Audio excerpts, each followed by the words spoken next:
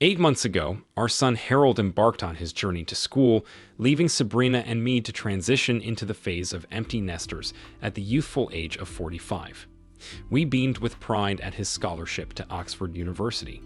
Now, as empty nesters, we find ourselves in the process of rekindling our relationship and embracing a new chapter in life devoid of children.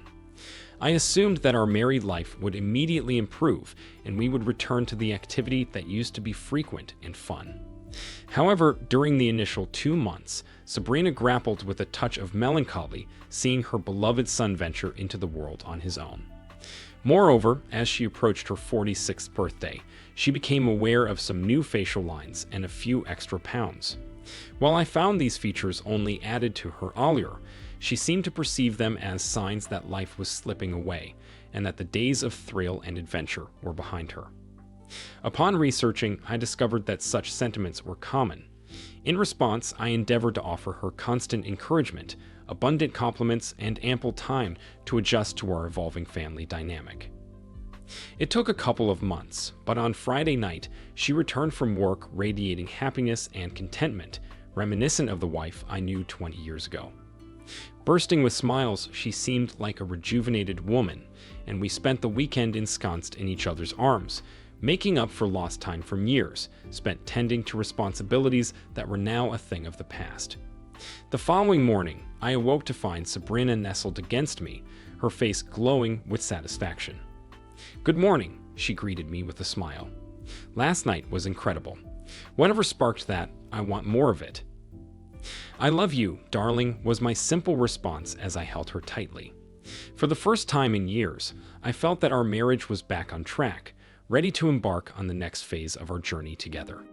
3 months later, our lives were flourishing, financially stable with fulfilling jobs, Harold excelling in school, and our married life blossoming beautifully over the past 3 months, drawing us closer than ever before. Every moment spent alone together was cherished. Friday nights had become our cherished tradition, date nights filled with movies, dinners, and an eager rush home to revel in each other's company. It was our dedicated effort to maintain a vibrant life beyond the confines of our home, a nostalgic nod to our younger selves as we sought to relive our youth. On this particular Friday evening, she suggested we extend our outing with a drink after dinner. With a playful squeeze on my leg and a mischievous grin, she hinted at the promise of an enticing evening ahead. She had heard about a new club called a Hideaway for her colleagues at work, and it was only a brief 10-minute drive away. The club proved to be a delightful spot, alive with the soulful tunes of live jazz. We indulged in a couple of drinks at the bar, and Sabrina's affectionate and flirtatious demeanor heightened the allure of the evening. Her vivacious energy was contagious, and I eagerly anticipated the moments we would share later in the night. As I savored my third martini, the band took a brief intermission, and a stranger approached us, calling out Sabrina's name with familiarity.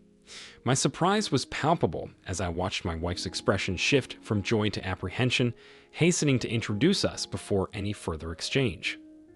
"Hello, Nathan, how lovely to see you." Sabrina greeted him with a warm smile, welcoming his embrace. "This is my husband, Stephen," she introduced, as a pang of jealousy surged through me, a nagging intuition hinting at something amiss. Despite my inebriated state, I couldn't ignore the mounting coincidences: Sabrina's newfound happiness, the discovery of a new bar, her unusually affectionate demeanor, and now, a chance encounter with a man precisely at the bar she insisted we visit. Though lacking concrete evidence, suspicion began to gnaw at me, placing me on high alert. Nathan appeared to be in his early 40s, charming and possessing a deep voice reminiscent of Barry White. He engaged us in pleasant conversation, and as we shared another drink, my initial apprehensions started to dissipate, entertaining the notion that perhaps his presence was merely serendipitous. However, as we sat together for 20 minutes, enjoying the music of the jazz band, the atmosphere shifted. Nathan boldly asked if he could have the pleasure of dancing with my wife. Before I could respond, Sabrina stood and, with a casual reassurance, led him to the dance floor, leaving me rooted to my seat. Anger surged within me as I realized the setup, but against my better judgment, I chose to stay and observe. As they danced, my discomfort intensified. Every subtle gesture, every whispered word fueled my growing unease. Sabrina's closeness to Nathan, the way she nestled her head on his shoulder, her arms wrapped around his neck, it all grated on my nerves. Alarm bells rang loudly in my mind, confirming my suspicions of trouble brewing.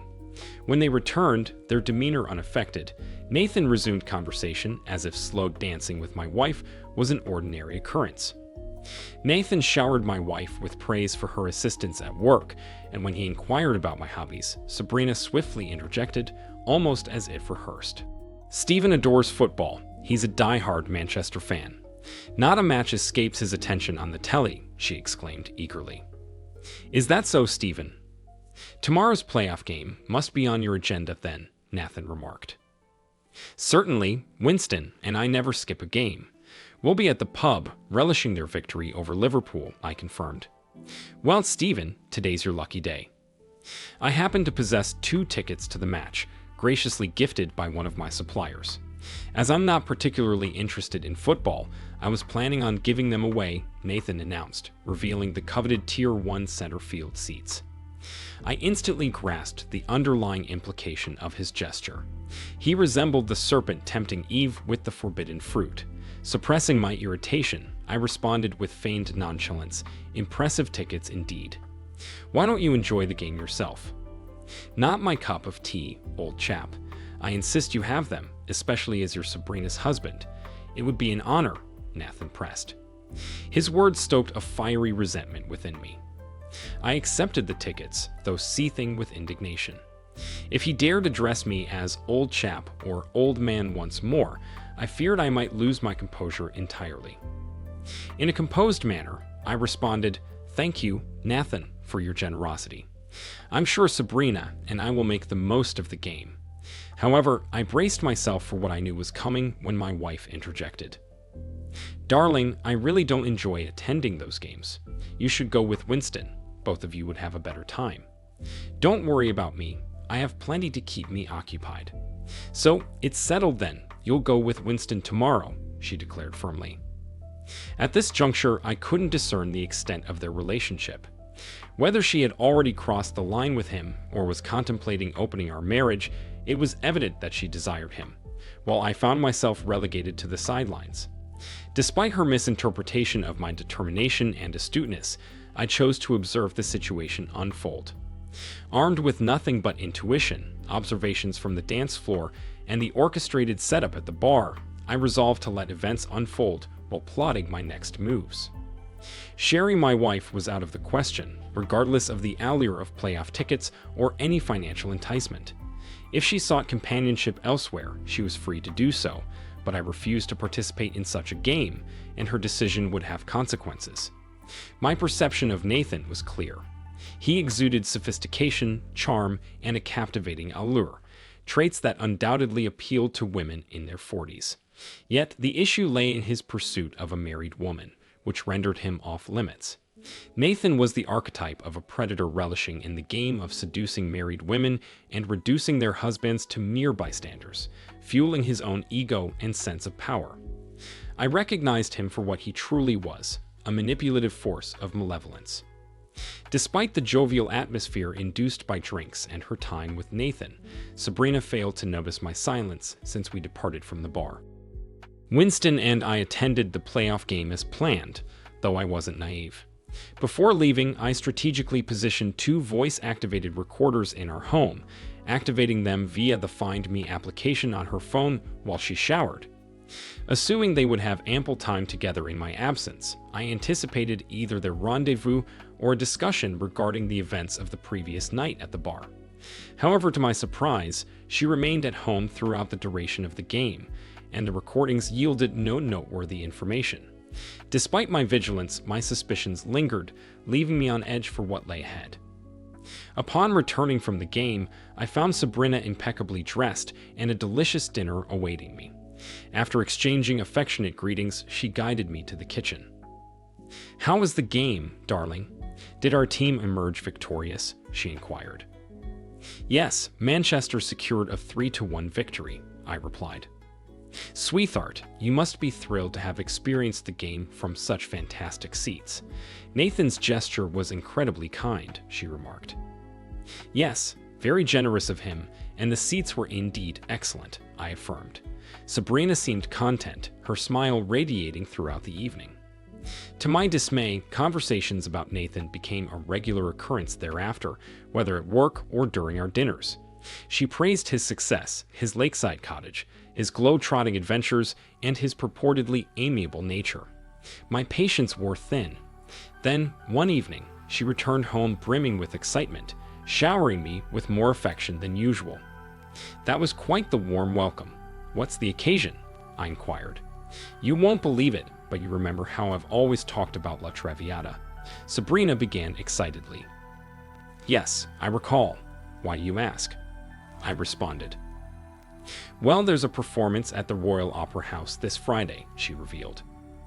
Sabrina, you know I can't stand the opera. Are you sure you want to go? I questioned. Yes, I really do. But you don't have to accompany me. That's the good news. You see, I had lunch with Nathan today, and he mentioned that he received excellent tickets to the opera from another supplier, similar to the ones he gave you for the football playoff. When he learned about my long-standing desire to see La Traviata, he generously offered them to me.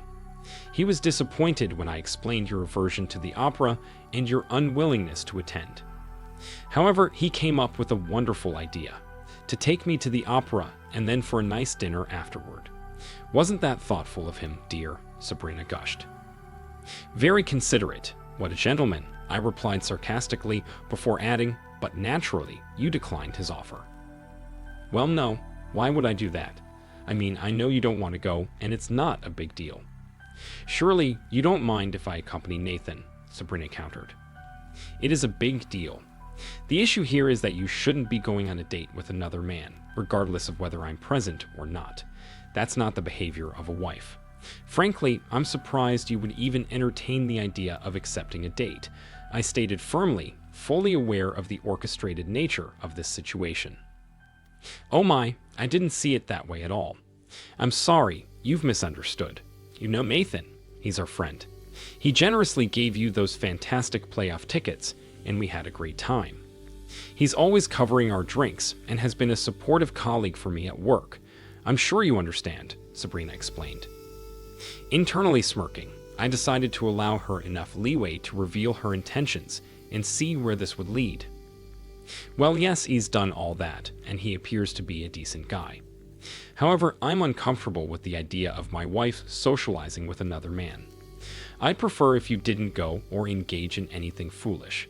You're an adult and can make your own choices, but you know where I stand. I expressed, my frustration and unease evident. She must have detected my agitation. Okay, darling, I understand. I didn't mean to upset you, and I'll drop the subject now. I'm sorry if I've hurt your feelings, she responded, attempting to diffuse the tension.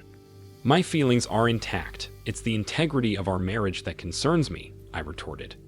She approached and planted a kiss on my forehead. Don't worry your silly little head. I love you, and it was never going to be a date. Stop being jealous and let's move on from this, she reassured me. We let the matter rest, but I couldn't shake off the discomfort. That night, when she sought intimacy, I feigned a headache, still reeling from our conversation, feeling angry and hurt. Uncertainty gnawed at me. While I wasn't certain if she had been intimate with Nathan, it was evident that she had embarked on something with him, whether she realized it or not. I knew that if I didn't intervene, trouble loomed ahead. If they had crossed that line, our marriage was in jeopardy. The situation with Nathan escalated. I confided in her that his constant presence in our conversations made me feel jealous, and I requested she refrain from meeting him for lunch. She resisted, asserting her right to maintain their friendship. Stephen, I declined the opera tickets as you asked, but you're overreacting. I won't stop being his friend, and if that includes occasional lunches, you'll have to be more understanding, she argued defiantly. Though enraged, I realized I needed to tread carefully to address this without further straining our marriage. Soon, their interactions extended beyond lunches to drinks after work. When I confronted her about a potential affair, she vehemently denied any wrongdoing, insisting she merely enjoyed his company. "So, you're not attracted to Nathan. Don't lie to me, Sabrina," I confronted. "Well, every girl at the office is attracted to him, darling, but I'm committed to you and haven't crossed any lines," she replied. "But you're tempted, aren't you?" I pressed. "What girl wouldn't be? He's undeniably handsome, and that voice is enchanting. But you have nothing to worry about," she assured me. "I have nothing to worry about. How would you feel if I went out to lunch and drinks with a woman I desired?" "I doubt you'd be as understanding," I retorted. The conversation left a bitter taste between us, and our home grew cold for a few days. Sabrina was incensed by the mere suggestion of me being with another woman, vehemently asserting it was not an option. She even went as far as warning me she'd cut my balls off if I ever cheated, a threat that felt both absurd and indicative of her distress. I couldn't shake the feeling that our marriage hung precariously in the balance. Then it happened. One evening, she returned home 3 hours late without so much as a phone call, leaving me consumed with worry and concern. She strolled in as though nothing was amiss, moving in for a kiss as if all were right with the world. To her astonishment, I pushed her away forcefully, fixing her with a steely glare as I uttered a venomous accusation that encapsulated my frustration and fear. "Nice of you to finally come home. Did you spend the night with your friend?" It was a tone she had never heard from me before, and she immediately apologized, citing a dead phone and losing track of time. But when I pressed further, demanding to know if she had been with Nathan, her silence spoke volumes. I was livid, making it unequivocally clear that our marriage stood on thin ice if such behavior persisted. "If I find out you cheated on me with him, it's over. I won't tolerate infidelity or deception," I warned, the gravity of the situation weighing heavily upon us. Her assurance that she remained faithful shook me, and she apologized, promising to cease her interactions with Nathan. For the first time, I sensed a genuine understanding from Sabrina regarding the gravity of my demands. She stopped discussing him and his supposed greatness, but continued meeting him for lunch and drinks, unbeknownst to me. The only change was the absence of her recounting their time together. 2 weeks later, during dinner, I broached the subject, asking if she had indeed halted her lunches and drinks with Nathan. She reached out to touch my arm, offering a placating smile as if to soothe my concerns. In a sympathetic tone, she confessed that she was still seeing him, but chose not to inform me to spare my feelings. To my astonishment, she seemed oblivious to the magnitude of my anger and hurt upon hearing her admission. However, it was her next statement that caused my blood to boil, revealing a request no sane husband would tolerate.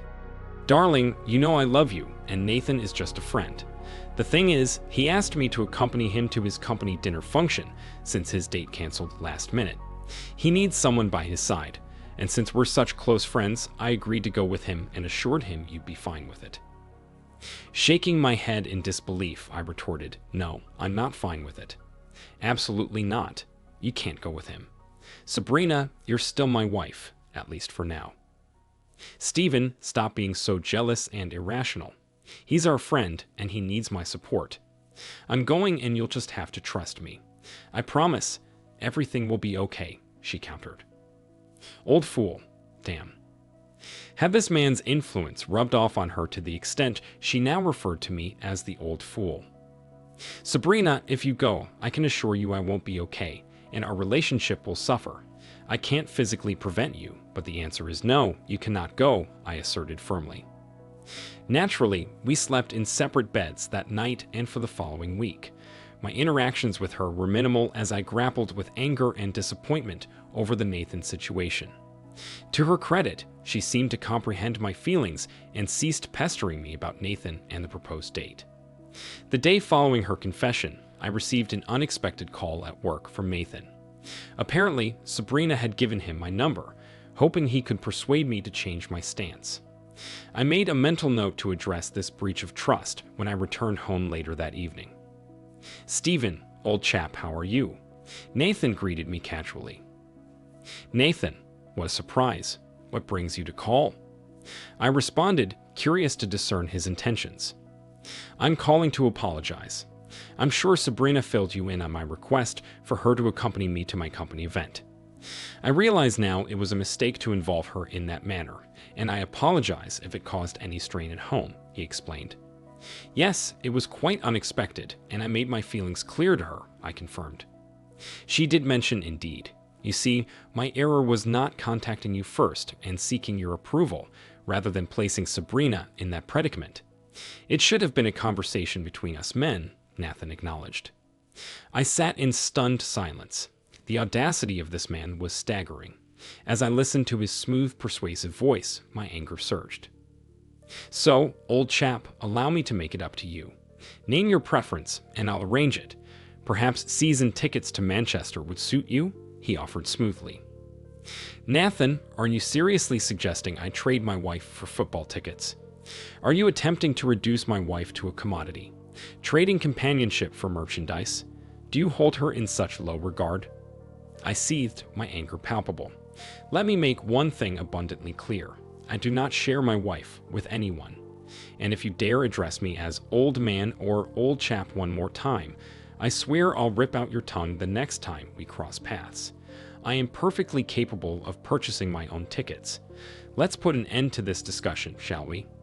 I insist that you cease your advances towards Sabrina and find someone else to keep you company." It was as if he hadn't heard a word I said as he continued speaking. "Stephen, my friend, I'm sorry you feel that way. I genuinely like Sabrina and wanted to seek your approval for her to accompany me to my event. Please don't direct your anger towards Sabrina. Even though she expressed interest, the decision rests with me. Would you reconsider allowing her to be my date for that evening?" "Nathan, listen closely. No, stop asking. She will not be accompanying you, and that's final. Furthermore, I want you to cease your lunches and after-work drinks with her. It's affecting our marriage, and I'm sure you can comprehend the gravity of the situation." "Stephen, I'm sorry you feel that way, but Sabrina and I are just friends. I have no intention of ending our friendship because of your insecurities. I'm sorry you won't grant me this one request. After all I've done for you, including the football tickets and offering season tickets, you seem ungrateful," he retorted. "Enough. I've already expressed my gratitude for the tickets, and as I said, I can purchase my own. Now please, leave us alone and refrain from meddling in my marriage," I snapped, slamming down the office phone in frustration. That evening, I returned home to a somber Sabrina. Clearly, she had heard about the conversation and didn't know how to react. Unable to bear the silence any longer, she spoke up. "I heard about your conversation with Nathan today. Did you have to be so rude? You hurt his feelings." The glare I shot her after she mentioned Nathan's feelings could have turned our pond into solid ice in the midst of summer. "Screw you and screw his feelings," I snapped. "Isn't it interesting how concerned you are about his feelings and not your husband's? And why on earth did you give him my business phone number? Do you need to be with him that desperately? Maybe I should just leave and then you can be with your new boyfriend." She averted her gaze, murmuring, "I was hoping you two could become better friends. You know, so we could all go out together. I'm sorry things turned out this way. I never intended for anyone to get hurt." "Are you out of your mind, woman? I want nothing to do with him, and I made it clear that he needs to stop taking you out for lunch and drinks. In case you've forgotten, you're a married woman.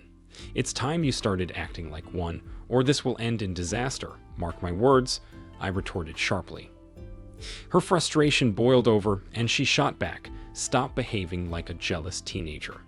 We've been married for 20 years, and nothing is going to happen." "I hope you're right," I replied coolly, my words tinged with bitterness. "I'd hate to think I've wasted the last 20 years with the wrong woman."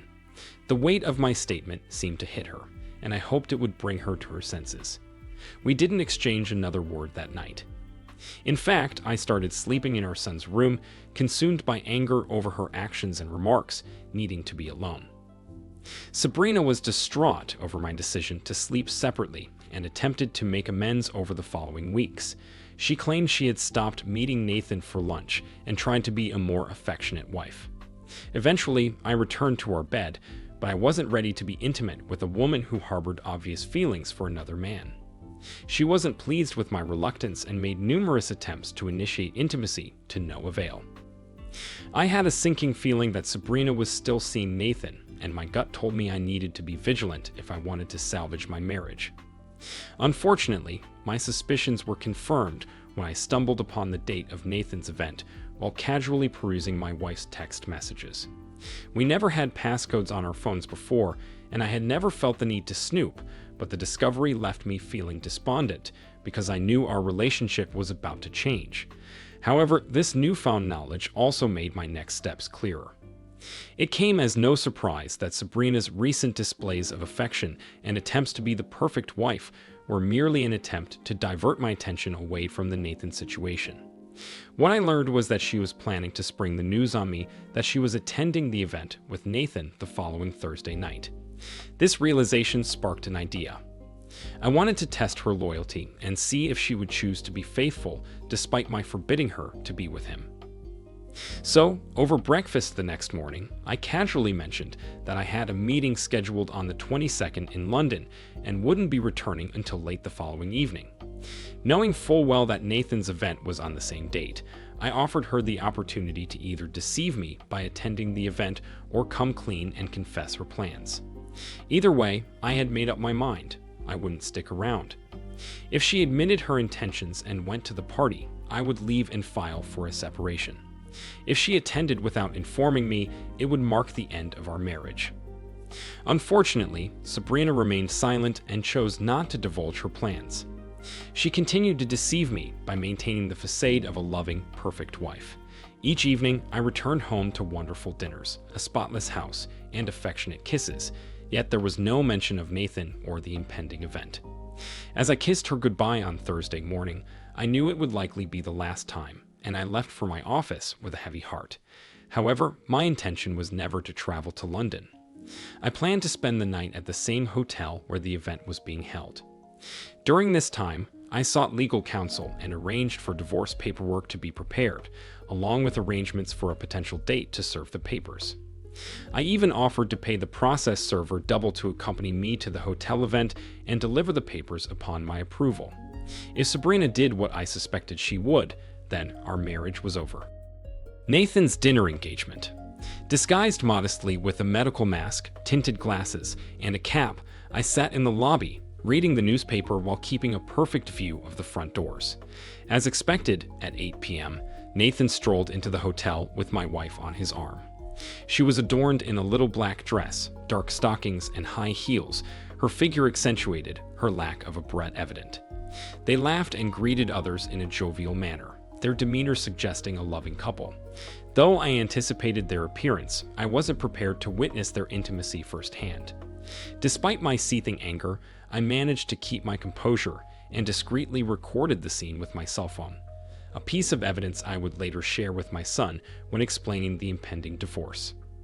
As I observed Sabrina with Nathan, I dialed her phone, watching as she glanced at the screen, then deliberately let the call go to voicemail before refocusing her attention on Nathan.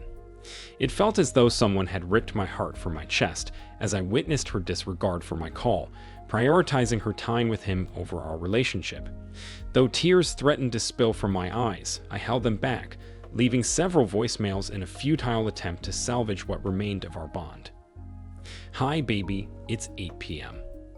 I hope everything's alright since your phone went to voicemail.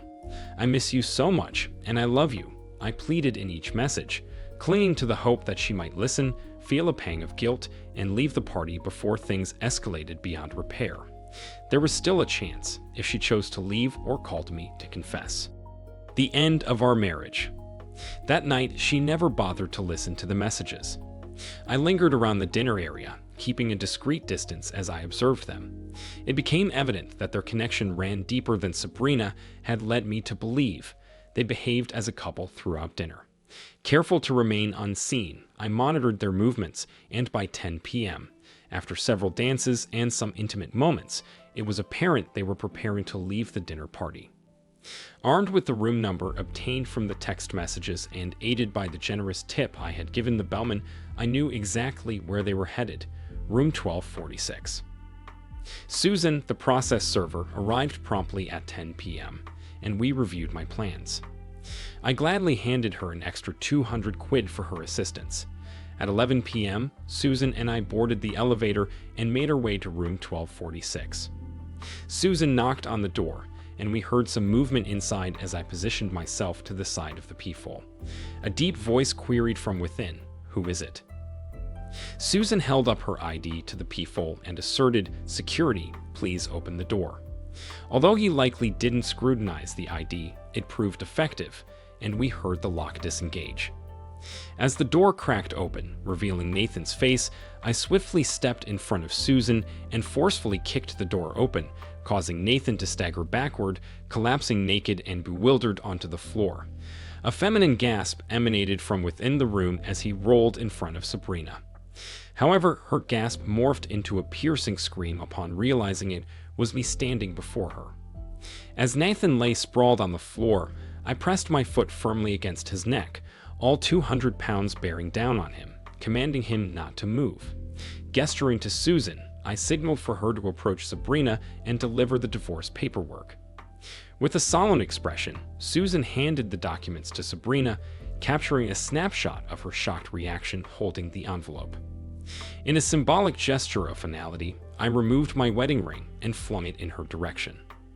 Sabrina's face registered a mixture of disbelief and remorse as she witnessed my pain, finally grasping the gravity of her actions. Suddenly, she pleaded with me, professing regret and a desire to salvage our relationship, but it was too little, too late. "Stephen, I'm sorry. I made a terrible mistake, and I can't bear to lose you. Despite everything, I love you, and I don't want a divorce. Please, let me come home with you. I'll explain everything and make things right again. Please, don't do this." I shook my head incredulously, gazing at the woman before me with a sense of disillusionment. In that moment, I realized how aged and diminished she appeared. Witnessing her betrayal had extinguished any remaining affection I held for her. The love that had sustained me for years was now replaced with contempt and revulsion. With that realization, our marriage reached its final, irrevocable conclusion. Standing over Nathan, my foot still pressing down on his neck, I motioned for Susan to leave us alone with the unfaithful couple.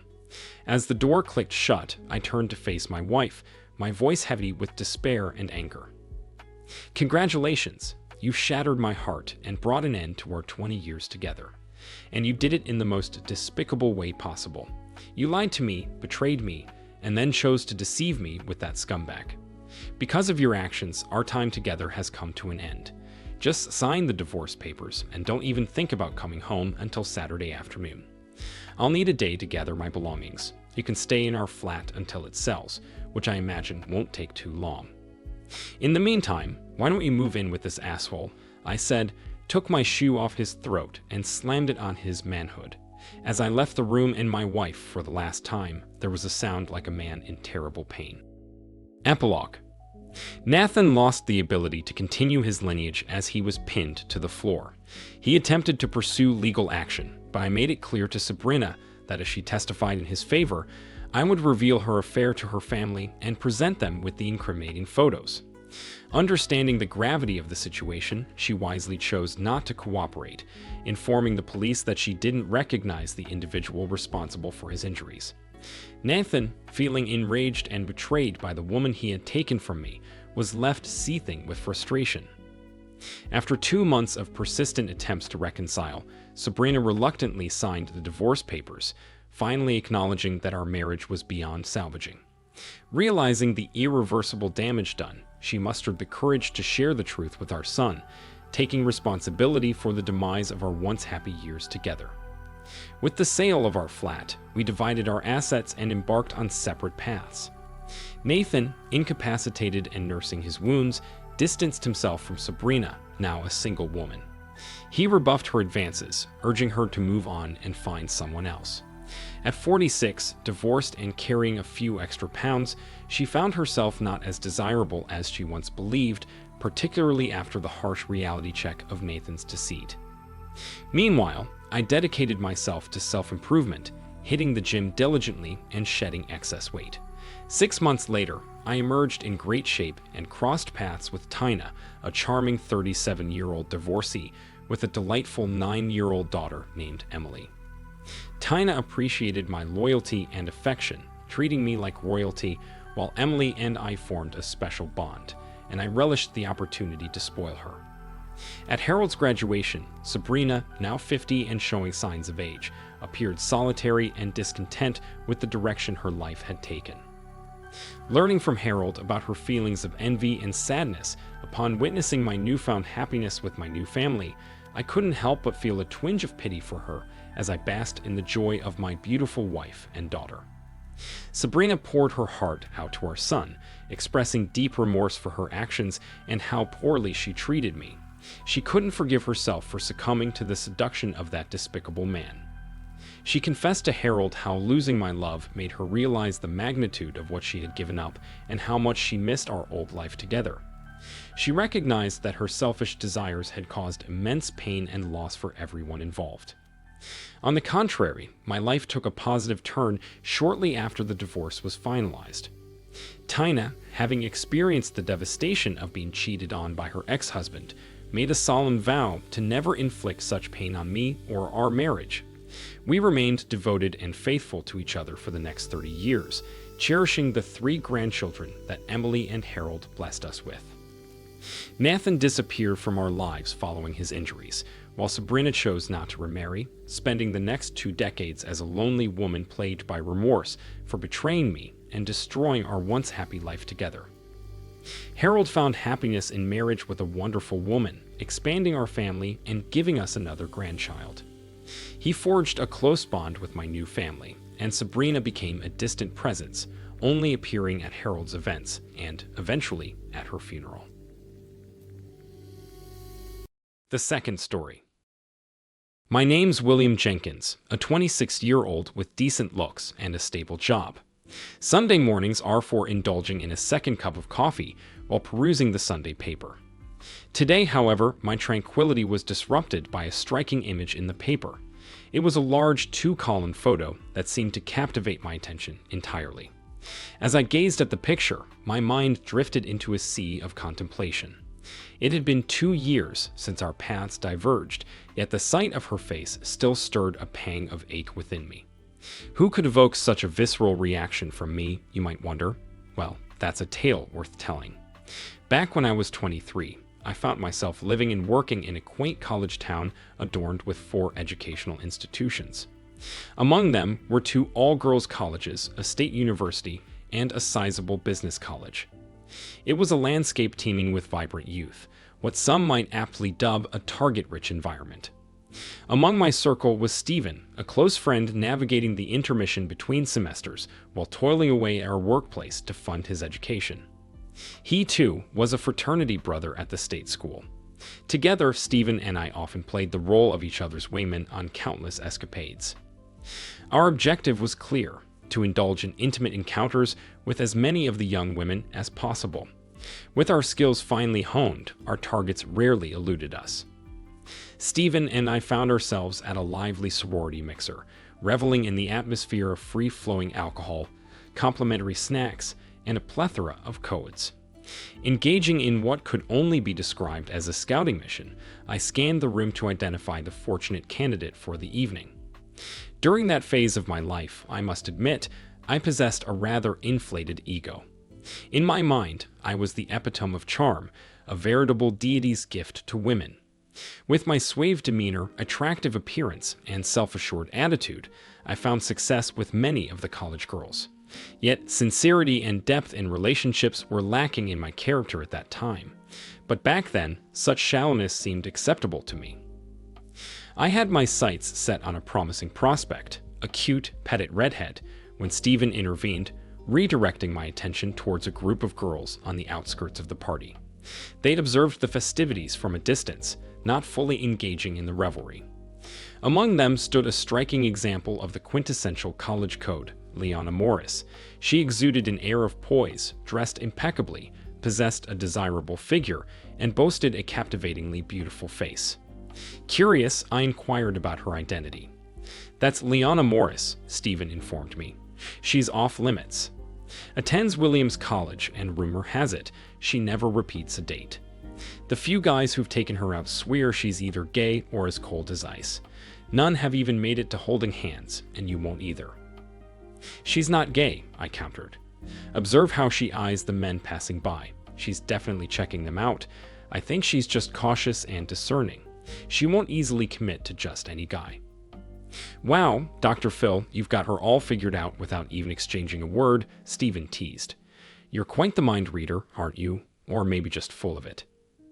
Know any of the other girls in her group? I inquired. Yeah, the blonde is Monica Robinson. She's a fellow student at like me. We had a few classes together, Stephen replied. Went on a couple of dates, but there wasn't much chemistry, so we decided to stay friends. Why do you ask? I'm going to prove Leona isn't what people think. Your job is to introduce me to Monica. I'll handle the rest. Okay, but you're setting yourself up for disappointment, William, Stephen cautioned as we approached the group. Engaging in pleasantries, Stephen greeted Monica, initiating a brief conversation before introducing me. I exchanged greetings with Monica and the other girls, though my attention lingered everywhere but on Leona. Despite being part of the group, she seemed conspicuously ignored by me. Even when she spoke, I barely acknowledged her, swiftly diverting the conversation back to Monica and the others. For instance, when Leona mentioned attending Williams, I merely nodded and refocused on chatting with Monica and company, leaving her unacknowledged. It was evident she was growing increasingly irritated by my disregard. As we bid farewell to the group and began our journey home, Stephen couldn't hide his disbelief. You've certainly made an impression on Leona, he remarked, shaking his head. Ignoring her completely and cutting her off whenever she tried to join the conversation. I see your plan. You're banking on making her so frustrated that she'll date you just to gain your attention. Brilliant strategy. Oh, you have little faith. My plan is unfolding just as intended, I countered confidently. Every guy Leona encounters showers her with compliments and attempts to make advances. She's not accustomed to being disregarded. This will pique her interest. Leona will start wondering, why isn't this guy pursuing me? What's wrong with me? She won't be able to resist. Eventually, she'll come after me. It's foolproof, I confidently asserted to Stephen. Stephen chuckled at my optimism before offering a simple good luck. Could you do me a favor? Find out more about her for me. Where she eats, grabs coffee, shops, anything you can gather. Will you help? I requested. Of course, buddy. I'll gather intel from some of the sorority sisters and have it for you in a couple of days, Stephen replied. Grateful for his assistance, I headed home. 2 days later, Stephen provided me with a comprehensive report on Leona's whereabouts and habits, allowing me to set my plan in motion. Starting the following evening, and every available moment thereafter, I strategically positioned myself wherever she happened to be. If Leona was at the coffee shop, I'd casually enter, order, and leave. If she was at the sandwich shop, I'd grab a bite. I even made an effort to be around when she was out shopping. This groundwork persisted for 3 weeks, not every time or every day, but frequently enough for her to take notice. That was the plan. The first meaningful interaction occurred at the coffee shop. As we both queued up at the counter to place our orders, I turned and gave her a subtle nod, pretending to glance past her at something else. She returned the gesture with a smile. I glanced at her once more and initiated the conversation. Hi, I believe we've crossed paths before, but I'm drawing a blank on your name. I'm William Jenkins. I'm Leona Morris. We met at the Delta Zeta mixer last month, she replied. Ah, yes, I recall now. You were with Monica Robinson. Sorry, I'm not the best with names, I admitted. After grabbing our coffee, Leona extended an invitation to join her, to which I hesitated momentarily for effect before accepting and joining her at a patio table. Leona offered me a small smile before questioning, "What's going on, William?" "What do you mean?" I feigned innocence. "Come on, William. You've practically been shadowing me for the past 3 weeks. Everywhere I go, there you are. Same coffee shop, same diners, even the mall. Don't try to deny it. It's far too frequent to be mere coincidence. You're following me. Why?" she pressed. I met her gaze and then confessed, explaining that it was my strategy to capture her attention. "Why?" she inquired once more. "How much should I divulge?" At this juncture, honesty seemed like the best policy. Well, perhaps not the complete truth. Leona, I genuinely want to get to know you, take you out, and spend time together. I've noticed how every guy who meets you practically trips over themselves trying to win your attention. They shower you with compliments about your looks, your style, anything to flatter you. They're all aiming for more than just one date, but I don't want to blend into that crowd. So, I devised this plan to pique your interest in me, I explained earnestly. Leona seemed taken aback. William, that's probably the most unconventional approach I've ever heard, she replied. Yeah, it's a bit out there, huh? Well, I won't bother you anymore. I apologize if I'd come off as creepy. I promise I'm not some kind of psycho, I reassured her. No, I'm not angry. In fact, I'm flattered. No one has ever gone to such lengths just to get to know me. Usually, they ask me out, and if I'm interested, I agree. But they're all the same. They see me as pretty and nothing more. Guys rarely bother to delve into my thoughts, goals, or opinions. But you're different, she admitted, handing me a card with her address. Pick me up at 7 o'clock for dinner. Yes, my lady, I replied with a grin, feeling a sense of accomplishment. Mission accomplished.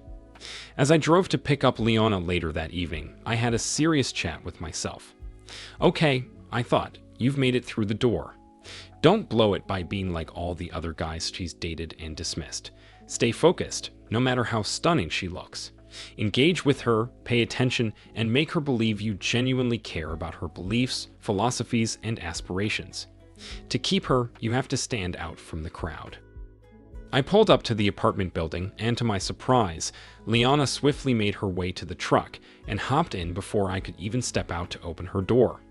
We headed to a cozy Italian mom and pop restaurant I had discovered, a place far from the usual college hangouts, offering a more intimate ambience. It turned out to be a delightful evening, filled with engaging conversations on various topics. But as the night progressed, something unexpected occurred.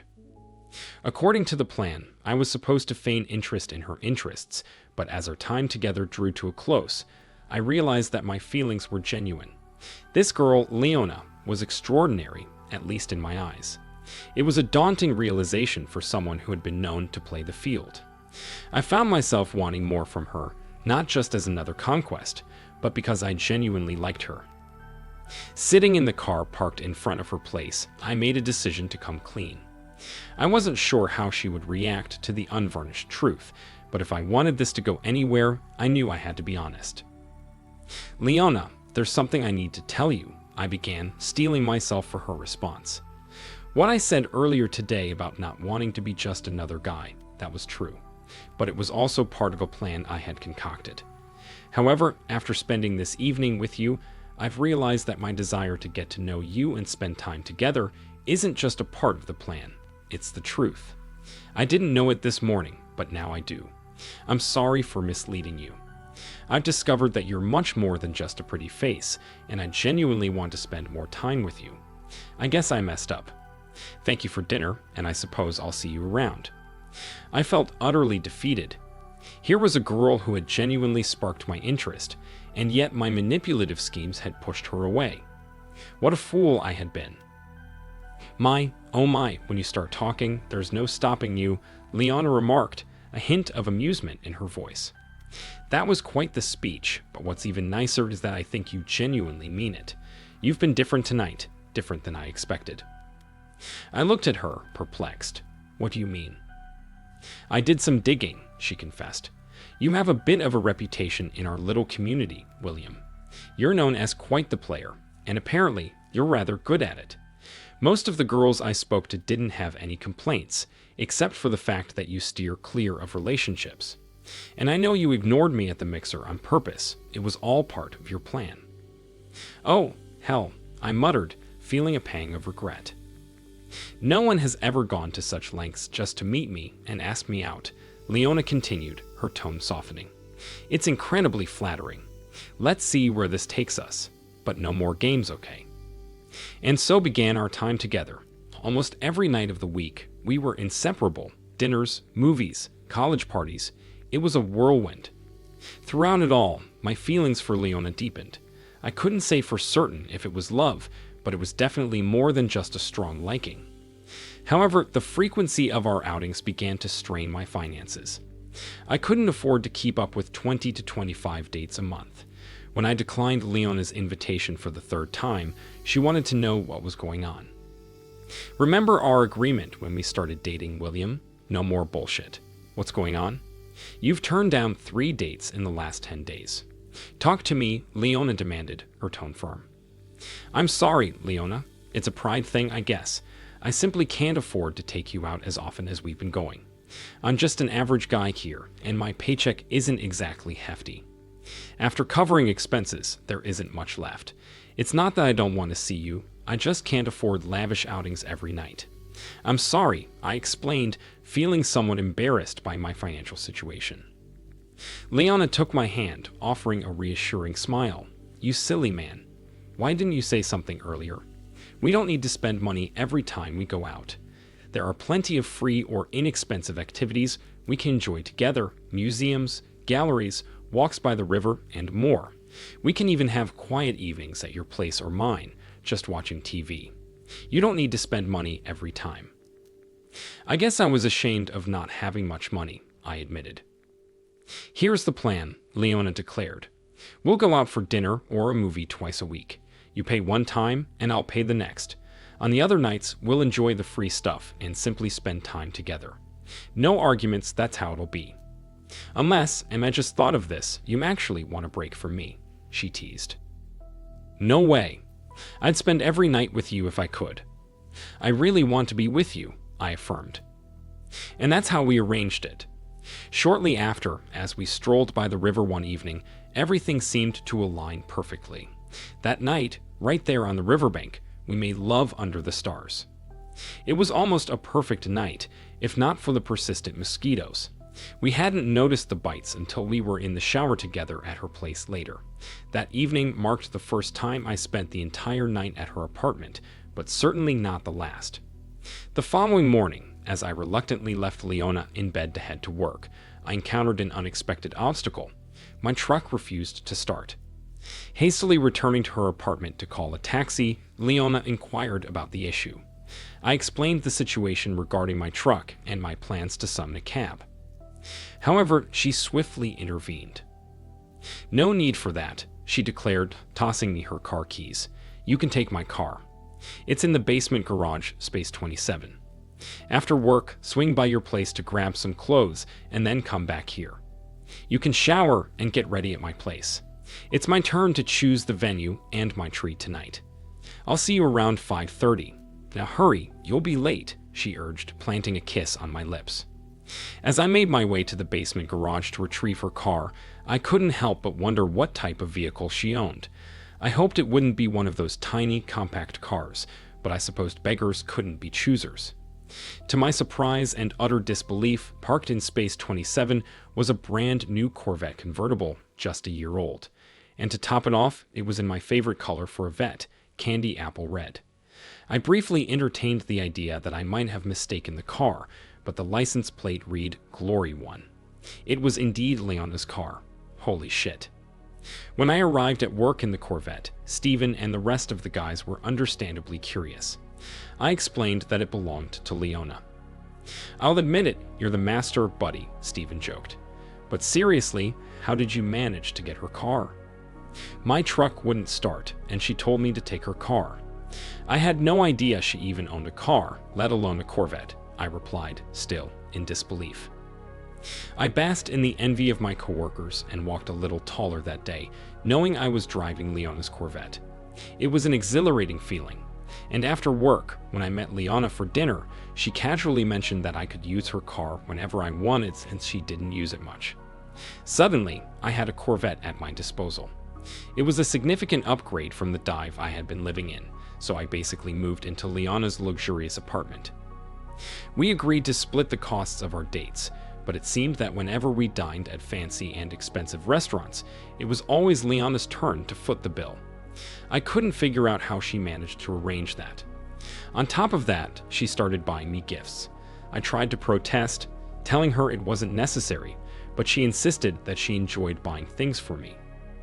Leona went as far as purchasing 4 or 5 suits for me to wear to the high-class parties she was invited to. Each suit cost around $500, a considerable sum.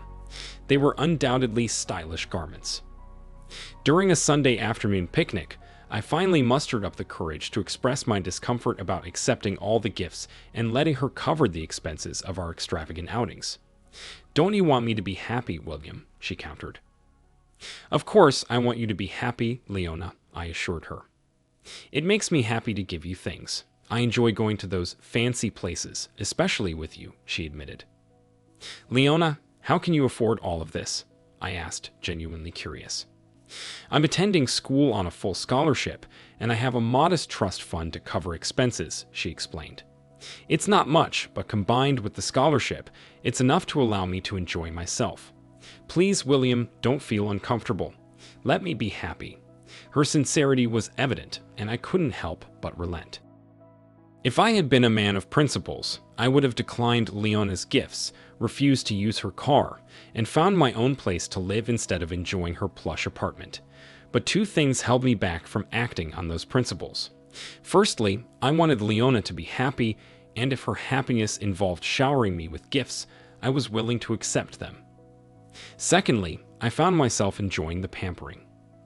I was thoroughly enjoying my time with Leona. Not only did I get to drive a Corvette, receive lavish gifts, and dine at fancy establishments, but I was doing it all with her. My feelings were evolving from mere liking to something closer to love. She seemed to possess all the qualities I could ever want in a partner. As I contemplated the source of Leona's wealth, her car, the gifts, and the money spent on our dates, I decided to do a little online research to uncover more information. To my surprise, I discovered that Leona wasn't just well off. She was immensely wealthy, with a family fortune stemming from her father and uncle's ownership of the largest stock and pet feed company in the country. According to my findings, the company was worth over $50 million, and Leona was the sole heir to this substantial fortune. My girlfriend was in Harris. Learning about her wealth didn't change my feelings for her. I was already falling in love with her before I knew about the money. If it didn't bother her, it certainly didn't bother me. We continued living together, enjoying each other's company and indulging in life's luxuries for 8 months.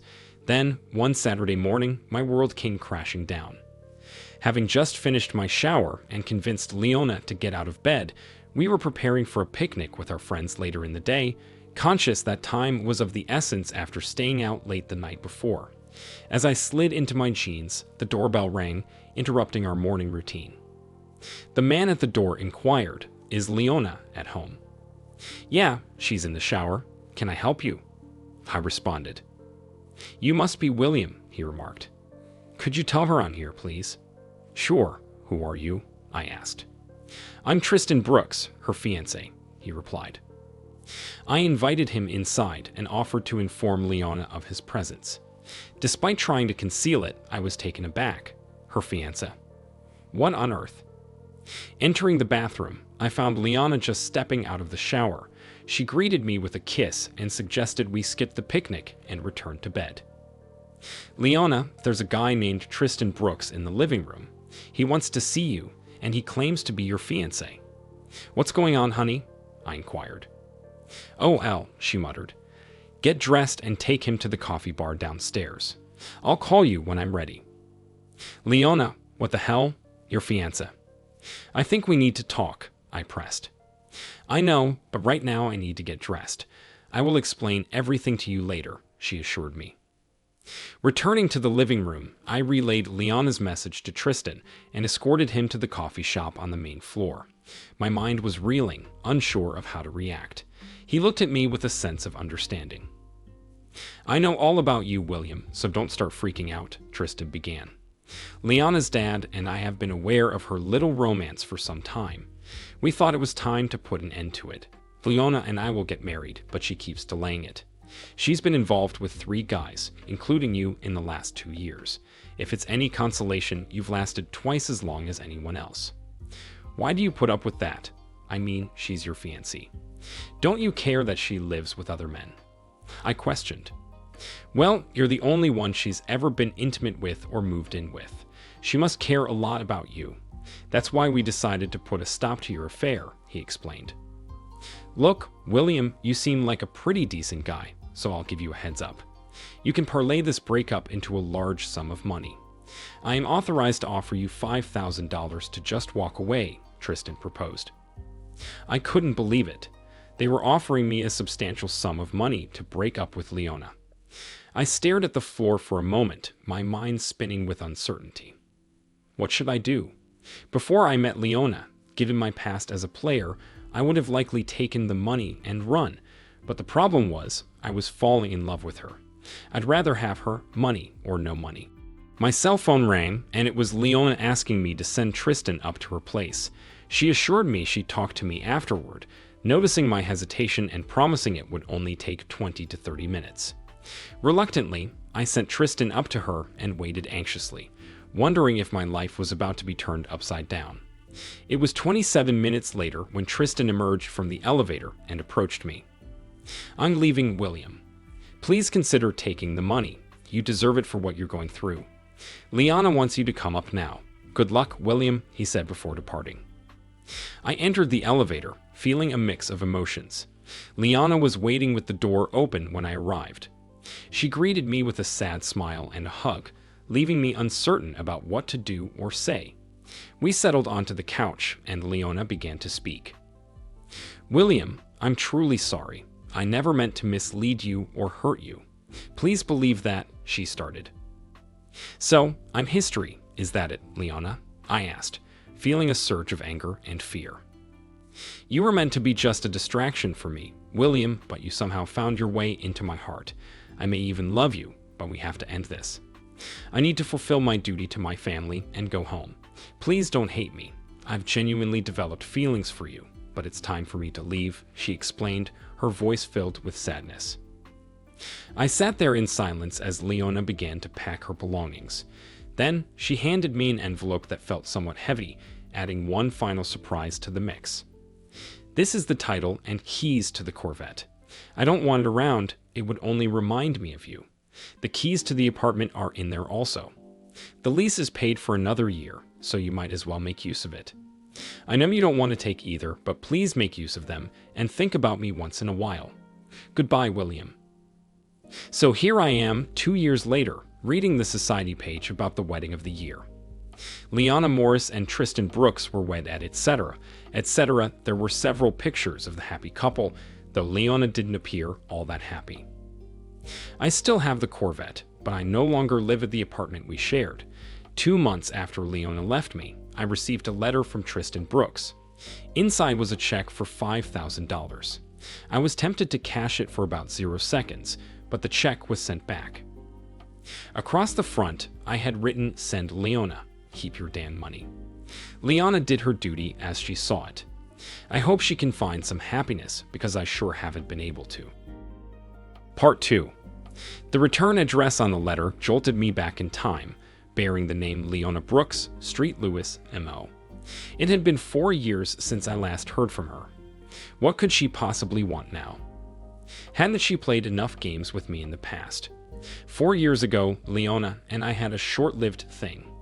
I was 24, working in the college town where she was a student, and we met through a mutual friend. I concocted an elaborate plan to win her over, but she saw through it from the start. That's how our relationship began, but it ended abruptly after 8 months when Leona's fiancé showed up at our apartment. I'm William Jenkins, now 28. When Leona and I met, I was a bit of a ladies' man, but she changed all that. Once I met her, no other woman could capture my interest.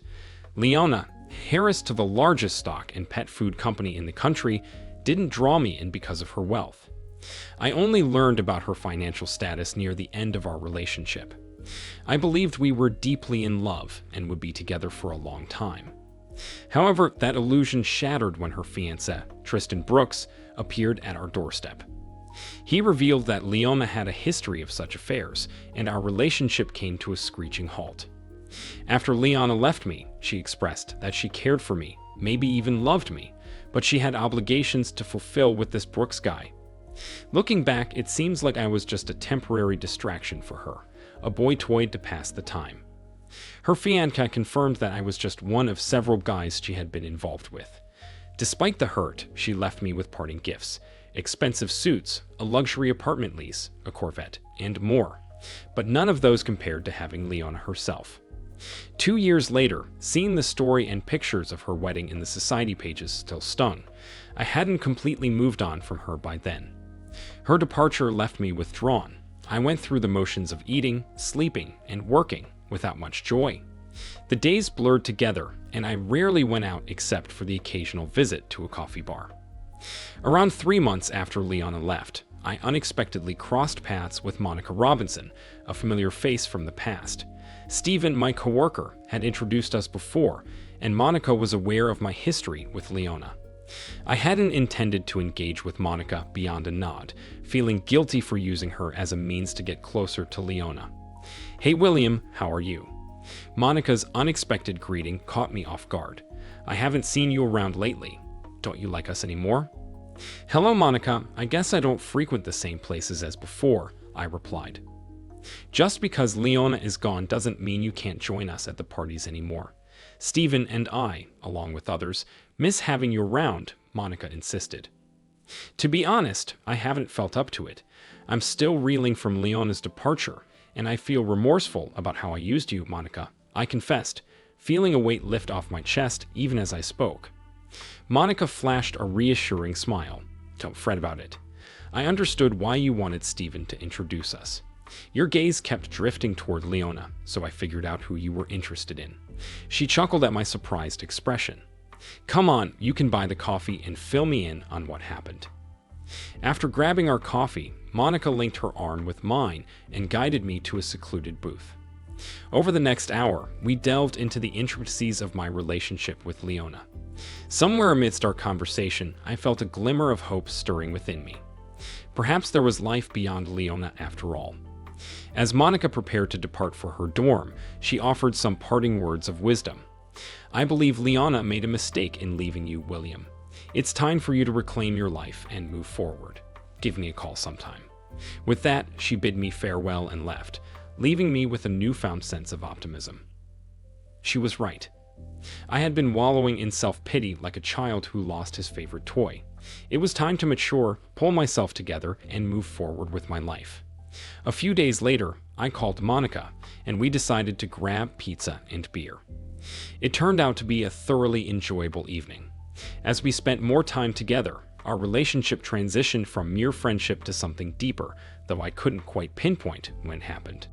Despite our growing closeness, I was still living in Leona's apartment, with the lease set to expire in 3 months. It dawned on me, with Monica's gentle nudges, that if I wanted to truly move on, I needed to find a place of my own. Monica had subtly hinted that she wasn't comfortable visiting my current residence, which was a clear indication of its association with my past. So, I rented an apartment above an elderly lady's garage, where I could start afresh. Monica generously helped me make the place feel like home. Additionally, I decided to let go of the Corvette and opted for a Mustang, symbolically shedding the baggage of my past.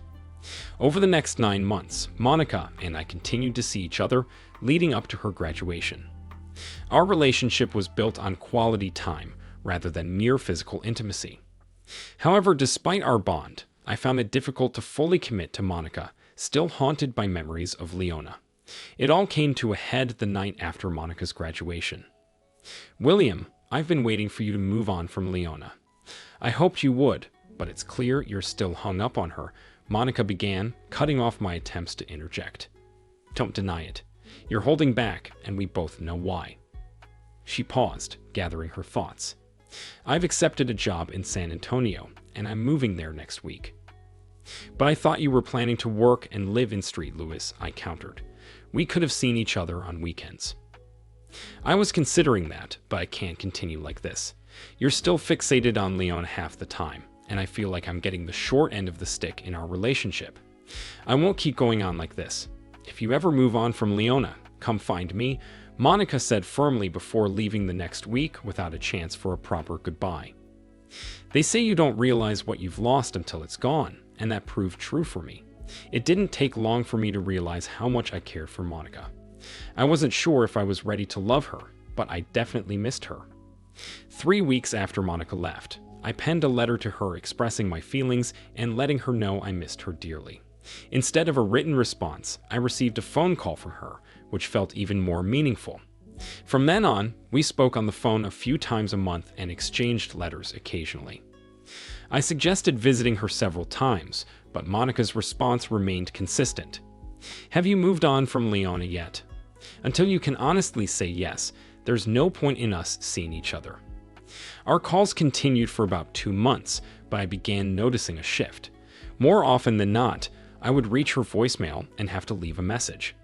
When she returned my calls, I refrained from mentioning her increased absence in the evenings. I didn't feel entitled to question her. This pattern persisted for another month. Then one Friday night, feeling somewhat desperate to hear her voice, I called Monica a little late, around 11:30. I hoped to catch her rather than her answering machine. Unfortunately, I got her voicemail again. The next morning at 7 o'clock, I called again, almost feeling like a stalker by then. To my surprise, a man answered the phone. Is Monica there?" I stuttered, thrown off guard by a man answering her phone. Who was this guy? "Yeah, but she's still sleeping.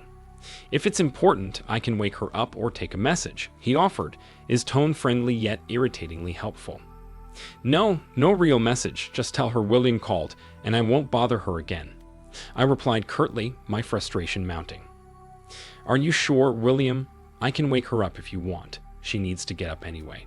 We have to shower and get dressed because I have a plane to catch," he persisted, sounding genuinely considerate. "No, it's not necessary. I doubt it would make a difference anyway. Thanks and goodbye," I snapped before hanging up. Smooth move, idiot. You should have just asked him to pass along the message. I foolishly expected Monica to call me back right away after my little outburst, but 2 weeks passed with no word from her. I had to face the truth. We were done. Just great, absolutely great. First, Leona leaves me high and dry, and now I've lost Monica too. I know it's my own fault with Monica, but that doesn't make it hurt any less. 3 weeks to the day after my last message to Monica, she called. It was 10 o'clock on Saturday morning, and I was still in bed nursing a hangover from the previous night's attempt to relive my college drinking days. My head was pounding when I answered the phone. "What?" I barked into the receiver. "Well, aren't we a ray of sunshine this morning?" Monica chuckled. "Are you okay, William?" "Monica, is that you? Why are you calling me?" I asked, still groggy. "You don't have to bite my head off, you know. I haven't heard from you in over 2 weeks, and I wanted to make sure everything was okay," she explained. "Oh hell, I'm sorry. I guess I'm hungover. No wait, I know I'm hungover. My head is pounding, and my mouth tastes like old sweat socks," I admitted. "It's okay. Now, why haven't you called?" Monica inquired. "I did, about 2 weeks ago, early on a Saturday morning. Your boyfriend answered the phone. I left a message for you," I replied. "I never got a message, and I..." "Wait, my boyfriend? What do you mean, my boyfriend?" Monica sounded puzzled. "When was this again?" "It must have been on the 13th. The guy said you were still asleep, but he could wake you up. You and he had to take a shower and get him to the airport. I told him to tell you I had called," I recounted, omitting my little temper tantrum. "I'm so sorry, William. I never got the message. That wasn't my boyfriend. That was my stupid brother Kevin. He's been staying with me for the last month. Wait until I get hold of him. I'll teach him not to give me messages," Monica apologized. "Your brother," my mood lifted. "Yeah, Kevin was staying with me while he worked on a project here. He finished his work and went back home." "Okay, dummy," I thought to myself, now is the time to tell her how you feel. Enough of this friendship bullshit. You have nothing to lose but some phone calls that make you feel worse than you did before anyway. I had made a decision. "Monica, I need to talk to you about something important. Do you have some time right now?" I asked. "Sounds serious, sure, I have all day. Go ahead," she replied. So, I spilled my guts. I told her that I didn't know how much I cared for her until she left. I told her that I had my head on straight like she said. I told her that I could truthfully say that I didn't love Leona. Finally, I said, "Monica, remember you telling me that you couldn't go on the way we were? Well, that's where I'm at. I can't go on like this. If you don't want to be more than friends, then let's stop the torture. At least it's torture to me. So, what do you think? Monica was quiet for a moment and then said, I think you should come to San Antonio next weekend. I don't want to wait. I'm on my way. See you soon. I called my boss and arranged for some time off. I made the 2-hour drive to St. Louis and jumped a plane for San Antonio. Monica met me at the airport. How did you know what flight I was on? I was surprised to see her at the airport. A little research online. There are several flights from St. Louis, but this was the first one. I was going to meet each plane until you showed up, Monica informed me. The next month was wonderful. I spent weekends at Monica's place or she at mine. I found that I had moved on and was ready to commit fully to Monica. My company had a division in a suburb of San Antonio, and I was able to transfer there. I moved in with Monica, and life was good. There was some adjustment, but the transition went smoothly. Monica and I were married and started our new life together.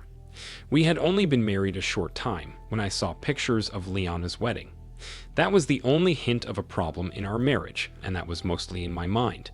I didn't know if I should mention the story to Monica or keep quiet about it. If I said something, would she think I still had feelings for Leona? And if I said nothing, would she think I was trying to hide feelings for Leona? I put down the Sunday paper and looked at Monica, who was making breakfast. Maybe I should diffuse the situation and not let it develop into a problem. Hey babe, here's a story about Leona's wedding. I guess Tristan Brooks finally got her to tie the knot. About time he reined her in. Monica looked at me with a little smile and said, I know, I opened the paper to that story and left it for you. She almost laughed at the surprised look on my face. I wanted to see how you handled it. You passed with flying colors, by the way. Leona and our relationship were never mentioned again. That is until I received that letter 4 years after she dumped me. As I said before, what does the woman want? I opened the letter to see why she was writing to me, especially after all this time. The letter was in Leona's handwriting and read, Dear William, it's been a while, and I understand if you're wondering why I'm reaching out after all this time. The truth is, I couldn't resist the urge any longer. Despite resisting the temptation for years, I finally had to reach out to you. When I left you, it was because I felt I had no choice. My father issued an ultimatum through Tristan. If I didn't return home, he would cut off financial support. I was too attached to my lifestyle to give up the money. Although I postponed the marriage for 2 years, I eventually decided to go through with it. Marriage hasn't changed anything. I still live life on my terms. I just have to be more cautious and discreet. Tristan is my husband in name only, but he's content with the arrangement. Being married to me ensures him a life of leisure, and he has his own discreet affairs. But my dilemma is that I've never stopped thinking about you, William. I told you when I left that I cared deeply for you, and that hasn't changed. If anything, time has only deepened my regret over my decision that day. I should have convinced you to move to St. Louis with me. We could have continued seeing each other discreetly. I'll be in San Antonio next month for a week, and thought it might be nice to catch up over lunch or dinner, maybe even take a ride in the Corvette together. What do you think? Please let me know your decision before the 21st of next month. If we're going to meet, I'll need to adjust my schedule accordingly. Looking forward to hearing from you soon.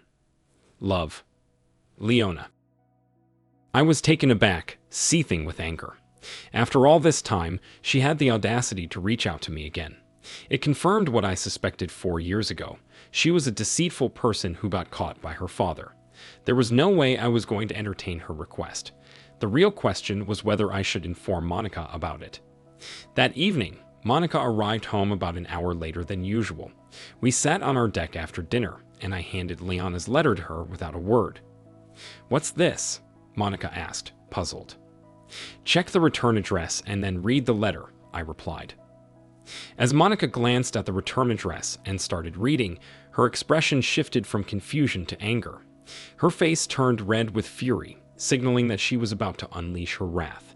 She finished reading and shot me a piercing look. She was livid. Just a moment, I interjected firmly before she could explode. Now, read this letter. The letter read, Dear Leona, it was truly delightful to receive your message after all these years. Regrettably, I sold a Corvette about 6 months following your departure. Nonetheless, it would be wonderful to reconnect in person. My wife, Monica, and I would be thrilled to join you for dinner and some drinks. Once you're in town, simply give us a ring, and we'll coordinate our meeting. Our contact number is provided below. We appreciate you reaching out and eagerly anticipate catching up soon. Farewell for now. Your friends, William and Monica. As Monica finished reading my letter, her face remained flushed, but this time from uncontrollable laughter. Eventually, her laughter subsided, and she leaned in to kiss me. That's a clever way to tell her off. Quite cunning, my love. I'm proud of you, but you did make a tiny mistake, she teased. What might that be? I asked, thinking my approach was flawless. I was late getting home because I had a doctor's appointment tonight, she revealed, waiting for my reaction. So, if we were to meet her, I wouldn't be indulging in any drinks with you guys. Not that we're planning to meet her, but why no drinking for you? I inquired. Pregnant women should avoid alcohol. It's not good for the baby, she explained. The rest of the evening was filled with cuddles, discussions about converting a bedroom into a nursery, and brainstorming baby names. Strangely, we never received that anticipated phone call from Leona. The third story. I figured Leona would be thrilled when I broke the news that I had the entire week off from work. Being a heavy equipment mechanic meant long hours, and I often missed out on family time. This time, however, Leona had planned a 3-day getaway with her sisters at Lake Winona. They always rented cabins, spending their time swimming, hiking, and enjoying the campfire. I had already informed her that I couldn't join due to work commitments, and she seemed understanding. But now, with unexpected time off in the middle of the week, I was excited to finally catch a break and perhaps even join them for a day or two. Hey honey, guess what? I'll be joining you guys this time. That's fantastic, Ben. The kids will be thrilled, and I'm sure you'll have a blast too. I was thinking of bringing the dirt bike along, if that's all right with you. There are some designated trails up there that I've been itching to try. But of course, I'll only do it if you're comfortable with it. I don't want to cause any issues. That sounds like a great idea. There's plenty of terrain to explore at Lake Winona, and you'll definitely get some good rides in. Enjoy yourself. While Leona was busy preparing dinner, I headed out to get the dirt bike ready. It wasn't specifically an off-road bike, just a street-legal 2-stroke that could handle off-road terrain without any trouble if you didn't push it too hard. I hadn't had many opportunities to use it around home, so I was looking forward to taking it out for a spin in a new environment. Dinner was served just as I finished up my tasks. Our nightly routine included gathering around the table, a tradition Leona and I upheld without fail. Over the span of 12 years, we had built a life together, blessed with 3 children, 11-year-old Teresa, 8-year-old Jerome, and Tristan, who was 7. Our cozy frame house, albeit burdened with a hefty mortgage, symbolized our shared journey, and things seemed to be going smoothly for the Campbell family. After the meal was cleared away, the kids settled in front of the TV while I took a quick shower. Meanwhile, Leona was engrossed in something on her computer as I entered the room to retrieve my trail maps. I couldn't help but notice her swift action in closing windows and logging off, but I pretended not to notice as I busied myself in the closet. With a smile, she excused herself and left the room, prompting me to discreetly cancel the shutdown process. When I was certain she was downstairs, I seized the opportunity to investigate further. Opening her email, I found nothing in her inbox, which wasn't surprising given her meticulous habits. However, I decided to check the deleted items just in case. Leona was always cautious, particularly with her emails, and I had never questioned her about it. She had a habit of double deleting everything, leaving no trace of her digital correspondence. But this time, she had slipped up. Amidst the deleted files, I found a message that hadn't been permanently erased. Change in plans. Ben will be joining the family retreat. You're still welcome to come, but I'll arrange for Janet to accommodate you in the last cabin. We should have some time together since he'll be occupied with his motorcycle. See you soon. The message was addressed to dturner@zebra.net. This revelation sent a chill down my spine. Who was this D. Turner, and why was he being invited to our family gathering? And what role did Leona's sister, Janet, play in orchestrating this? As Leona busied herself with laundry, preparing items for the upcoming trip, I reached for her high school yearbook from the shelf. It didn't take long to find Derek Turner's picture, accompanied by one of Leona from their prom. I was never one to overthink things, nor was I particularly suspicious by nature. Perhaps I should have been. All this time, I assumed our marriage was solid. I met Leona shortly after her high school graduation, a couple of years before my own. Despite being a few years her senior and holding down a steady job, I often found myself questioning why she chose me. If she was still involved with this guy from her high school days, why commit to me? Despite my lack of ambition, I provided for my family diligently, never really caring much for my own needs. It seemed worth it for them, until now.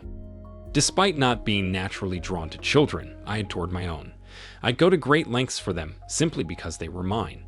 As a fiercely protective father, I knew this weekend was bound to be interesting.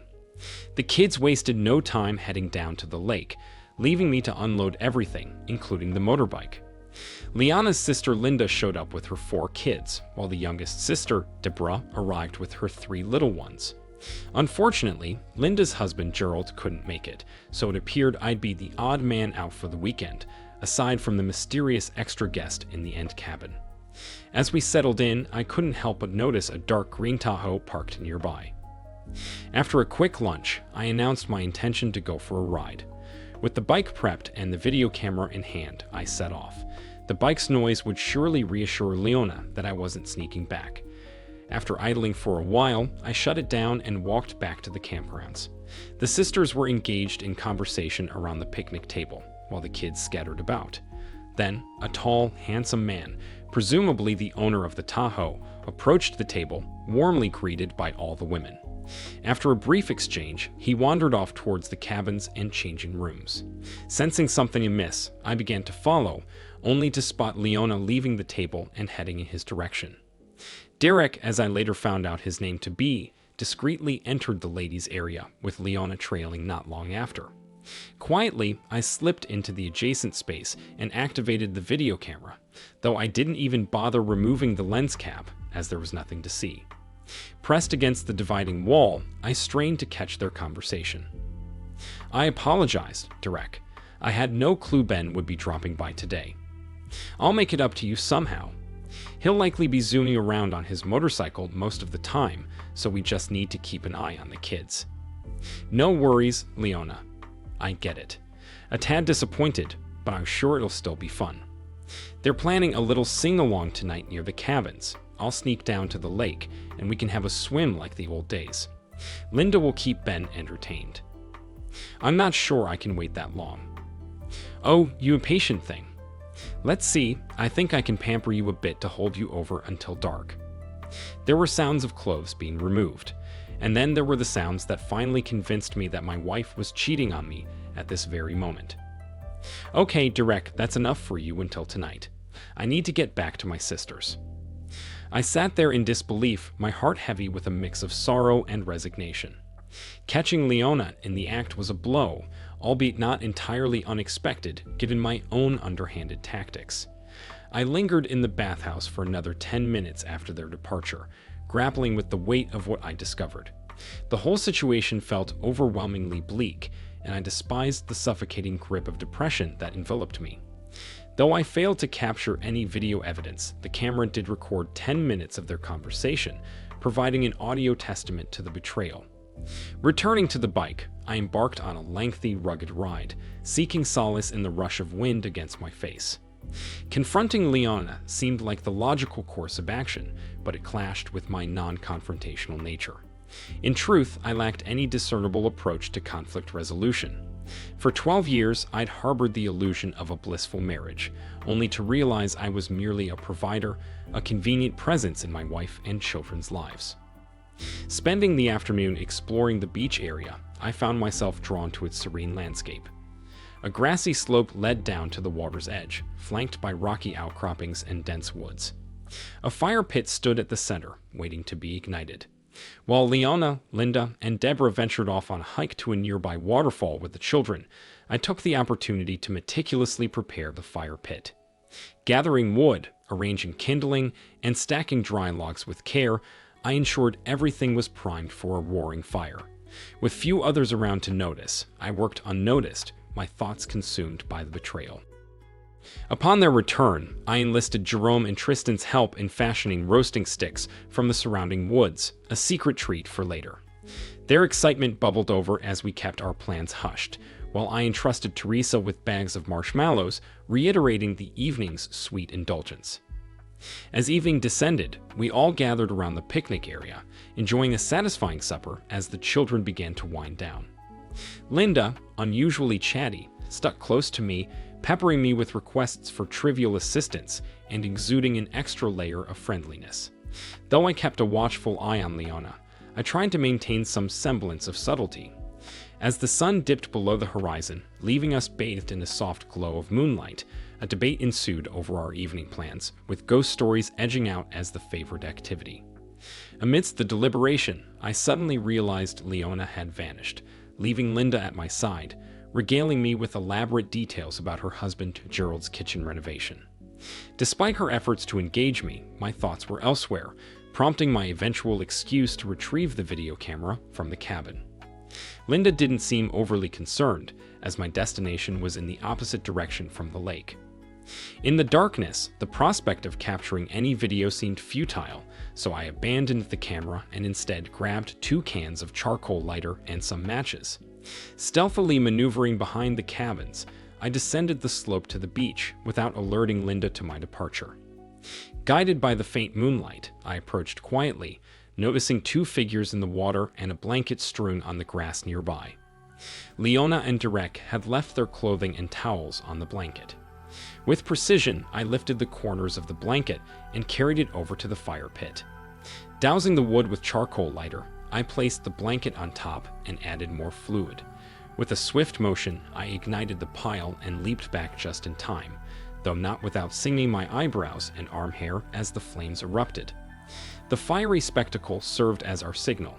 Teresa and Jerome sprang to their feet, shouting excitedly about a marshmallow roast, prompting all the children to rush down the hill towards the bonfire. Glancing towards the water, I spotted Leona and Derek, illuminated by the fire's glow as they watched the commotion unfold. At the top of the hill, Linda looked on with a mixture of shock and dread, as if anticipating the imminent apocalypse.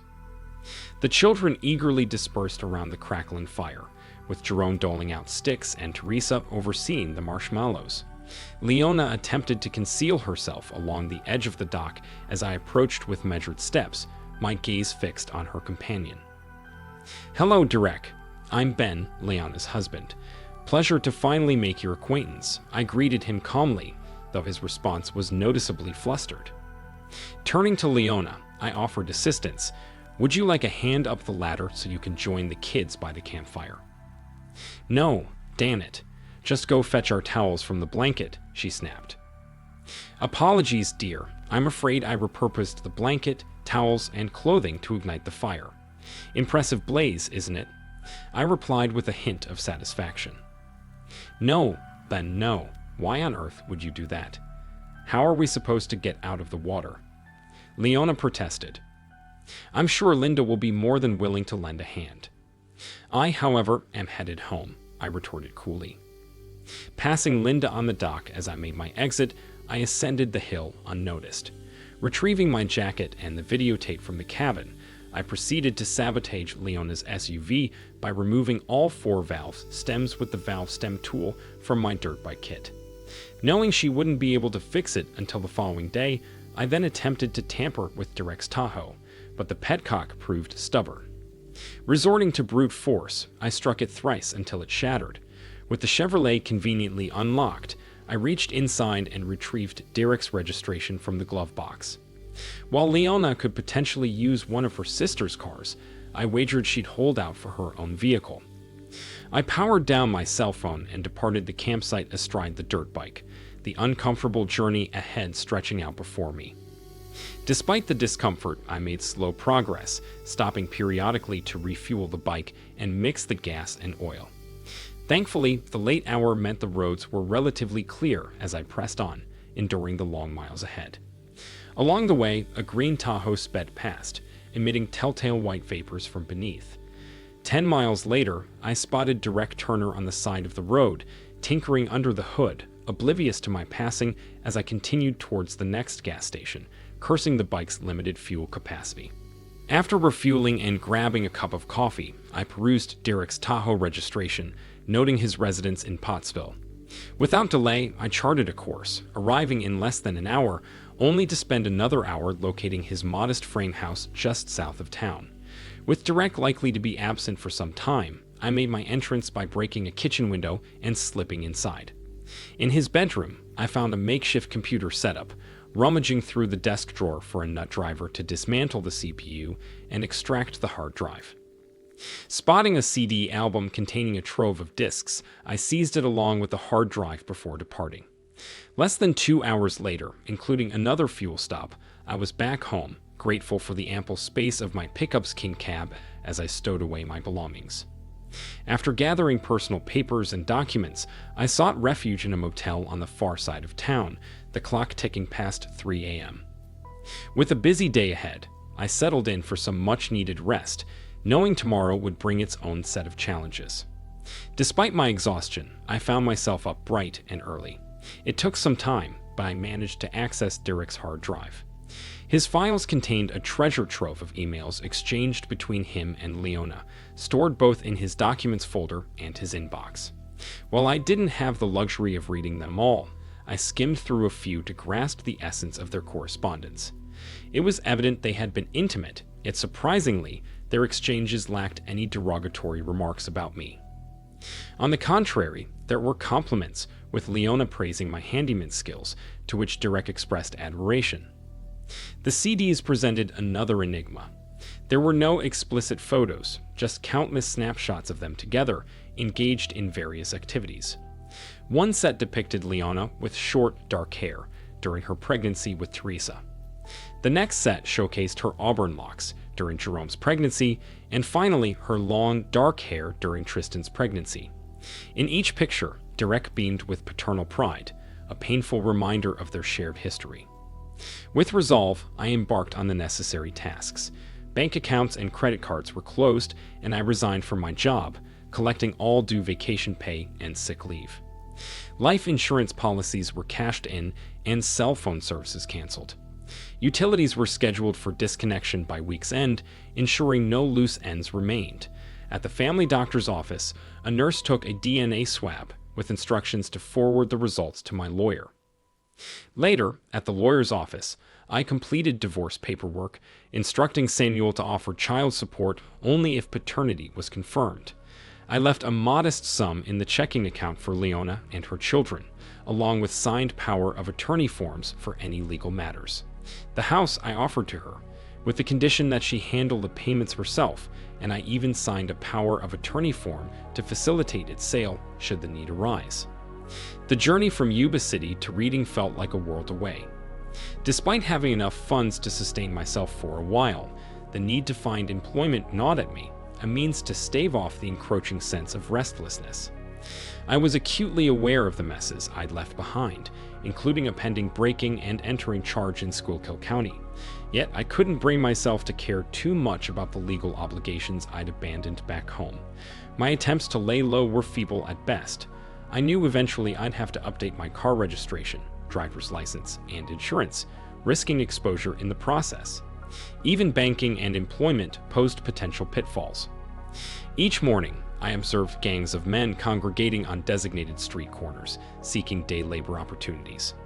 Employers would select workers on the spot, paying cash for their labor, no social security numbers or paperwork required. While the physical labor provided some solace, the isolation weighed heavily on me. In an attempt to bridge the communication gap, I began picking up snippets of Spanish, finding solace in the newfound camaraderie. Eventually, I became a regular pick for the Sutter nut growers foreman, toiling away amidst walnut, almond, hazelnut, and pistachio orchards.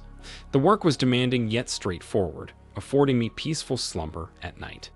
After about a month, I mustered the courage to borrow a cell phone from one of the supervisors and called my lawyer. He confirmed that Leona had been served with the divorce papers. Surprisingly, she expressed no desire for anything from me but insisted on child support. However, she had yet to provide the DNA test results requested. I remained resolute, refusing to offer support for children who weren't mine, noting that her family was assisting with expenses until she secured employment. The house was on the market, signaling the finality of our chapter together. With Direct Turner failing to file a report with the Schuylkill County Police, I realized I no longer needed to hide in the shadows. My evenings were consumed by poring over Leona's emails and scrutinizing the CD pictures. A chilling revelation emerged. 4 years prior, Leona and Linda embarked on a weekend cruise to Nassau. Leona spent the voyage with Direct Turner, while Linda was accompanied by a man named Clinton Ward, not her husband Gerald. The images painted a disheartening picture, revealing that Leona and Direct had shared a cabin. Struggling to reconcile this newfound information with my love for Leona, I grappled with feelings of stupidity and betrayal. At Sutter Nut Growers, a series of equipment failures disrupted our routine. With both tree shakers out of commission, the company arranged for a service technician from Sacramento to address the issue. Sensing an opportunity to contribute, I approached the supervisor and offered my assistance. In just an hour, I managed to rectify the problem with one shaker, much to the relief of my fellow workers. I spent the remainder of the day repairing the second shaker, finally restoring it to working order by nightfall. With everyone else gone, Supervisor Jimmy Foster kindly offered me a ride home and extended a full-time job offer as an equipment repairman, which I promptly accepted. A month later, upon returning from work, I discovered a budget rental car parked in my driveway, a clear sign that Gerald Martinez, Linda's husband, had tracked me down. He greeted me with a half-hearted smile from the front porch, and though I wasn't thrilled to see him, I endeavored to maintain a congenial demeanor. "How long have you been waiting, Gerald?" I inquired as he settled in. "About 2 hours. I could use a cold beer if you have any," he replied. I fetched us both the Fosters, and we sat down at opposite ends of the Formica kitchen table. "What would be important enough for you to fly almost 3,000 miles to see me, Gerald?" I asked, cutting to the chase. "Leona asked me to come, and her parents covered the cost of the tickets," he explained. "Okay, let's get started. First of all, what are you trying to accomplish?" I prompted, curious about the purpose of his visit. "I spent the whole flight out here trying to come up with the right way to approach this. Let me tell you something not too many people know about concerning Linda and I," he began cautiously. "Does it concern Clinton Ward?" I interjected. "Yes, I guess it wasn't as big a secret as we hoped," he admitted with a wry smile. Ben, all 3 of the Spencer girls, Leona, Linda, and Deborah, wanted big families. It was important to them, and it was very important to their parents. We were married 2 years and had no luck. The test showed that the problem was mine. I was shooting blanks and Linda was fine. We didn't want to adopt, and we couldn't afford the artificial procedures. It took a long time, but we finally agreed that we would try and find someone else to get Linda pregnant. I realize that it sounds bizarre, but we gave it a lot of thought. Clinton was a friend from high school. Linda was dating him and sleeping with him before she met me. He was one of the helpers at our wedding. I liked Clinton, so Linda and I met with him to explain the problem. He was reluctant at first and only agreed to do it with some concessions. "Concessions?" I prompted, intrigued by the complexity of the situation. "Clinton said he would get Linda pregnant as many times as we wanted, but he wanted to be able to get together with her once a month and 1 weekend a year. On those terms, he was willing to help until he found a wife of his own. All 4 of our kids are Clintons. About 3 years ago, I was best man at his wedding, and he has not seen Linda since," Gerald revealed, shedding light on a deeply personal and unconventional arrangement. "How does that tie into Leona and me?" "It's a similar scenario with its own unique twist. I assume you're going to elaborate on that." Leona and Direct Turner had been childhood sweethearts, dreaming of a future together since their junior high days. However, their plans hit a roadblock. Derek had a water skiing accident right after high school, leaving him unable to father children. This devastated Leona, as having a family was her biggest aspiration. Despite this, Derek persuaded her to marry so she could have the family she desired, promising they'd always be close friends. You mean bedroom buddies? That's a crude way to put it, Ben, but I guess the answer is yes, Gerald admitted bluntly. His words pierced through the air, each syllable echoing in my mind. Some of what Gerald said sounded like the truth, while other parts seemed like utter nonsense. Nonetheless, I decided to let him continue speaking, hoping to glean some clarity from his revelations. Liana finally agreed to it, but asked Derek to find her a husband. He didn't want anyone in the Pottsville area, so he looked up a friend he had in reading, Donnie Lopez. I believe you worked on some of Donnie's fuel oil trucks, Gerald continued, tracing the convoluted path of Liana's decisions. Yeah, Dave seemed to be an all-right fellow, I responded, recalling my interactions with Donnie. Well, they narrowed the search down to 3 guys, and Leona picked you. She pursued you, got you to marry her, and let you think it was your idea. You gave her a good home and a happy marriage along with 3 beautiful kids. She tried to be a loving wife to you while still maintaining a relationship with Derek. As the years went by, she grew closer to you and was seeing less and less of Derek. She and Linda both tried to fix Derek up with other girls, but he loved Leona and wanted to keep his relationship with her. Gerald elaborated, painting a picture of intricate deceit and emotional entanglements.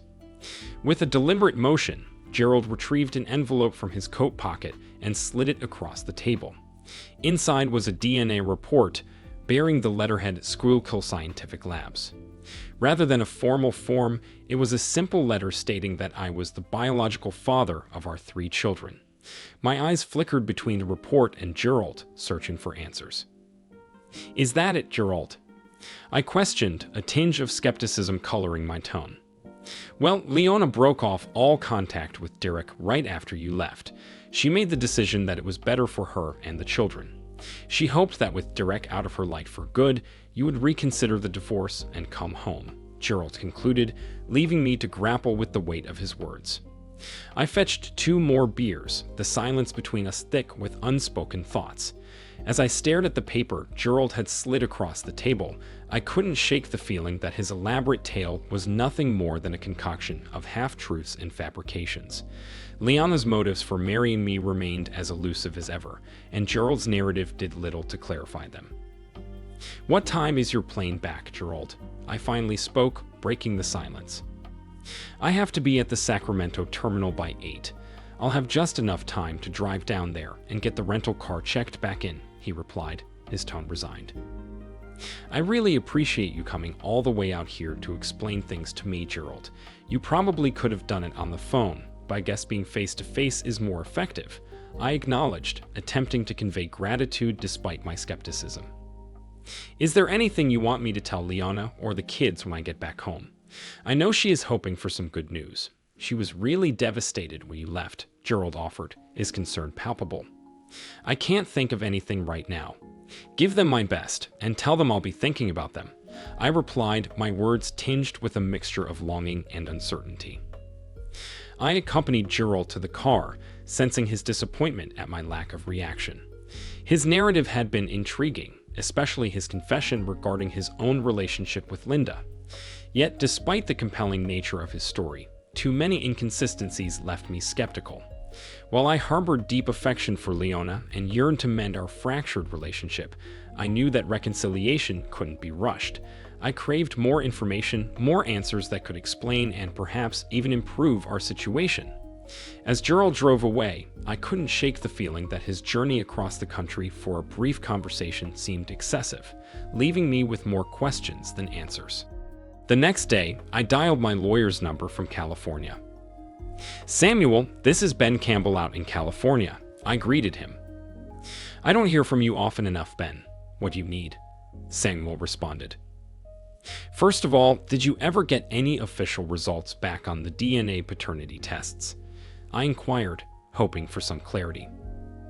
Ben, I didn't get a thing. I asked Leona 3 different times, and she promised each time, but I still have nothing. I told her I would pay for the testing, but I don't think it made a difference, Samuel explained, his frustration evident. Leona's brother-in-law gave me a letter from the Schuylkill Scientific Labs in Pottsville that indicates that I am the father. Did you give them anything from my tests that they could use as a standard? I asked, seeking answers. Never heard of the lab, and I still have your results here in the office. I never gave them out to anyone. Unless they did their own DNA test on your hair or fingernails, I have no idea what they were testing against. I'll look into it. Anything else? Samuel responded, promising to investigate. Do you have anyone who could check out a guy named Derek Turner that lives in Pottsville? I can't help thinking that knowing something about him could be important. I realize that the divorce is almost final, and I don't want to screw things up, but if I can stop myself from making a mistake, I want to, I requested, hoping to gather more information. That should be no problem, Samuel assured me. Do I owe you any money? I asked, mindful of my finances. There is still a nice buffer in your account. I'll let you know if you get close, Samuel replied, offering reassurance. About a week later, Samuel called with updates. He informed me that Schuylkill Scientific Labs was a fraudulent DNA facility shut down by the state. Additionally, he shared details about Derek Turner, revealing that he barely made it through high school and struggled to hold a job.